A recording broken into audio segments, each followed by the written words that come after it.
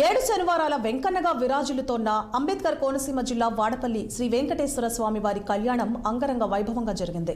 శ్రీ వెంకటేశ్వర స్వామి వారి వార్షిక కళ్యాణోత్సవాల్లో రెండో రోజు దివ్య కళ్యాణం కన్నుల పండుగగా నిర్వహించారు.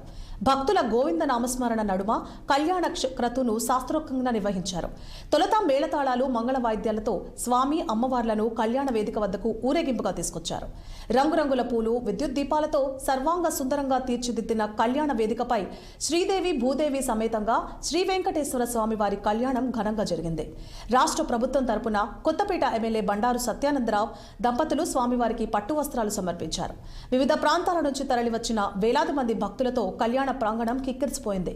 భక్తులకు ఎలాంటి అసౌకర్యం కలగకుండా దేవస్థానం కార్యనిర్వహణాధికారి డిప్యూటీ కమిషనర్ నల్లం సూర్య చక్రధర్రావు ఆధ్వర్యంలో ప్రత్యేక ఏర్పాట్లు చేశారు.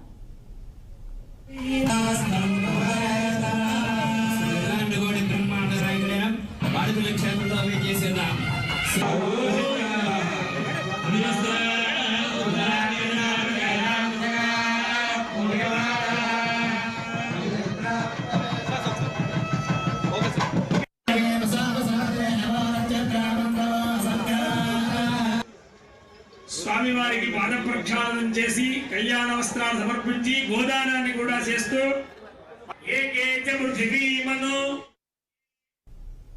ఇవి బుల్చుడు అప్డేట్.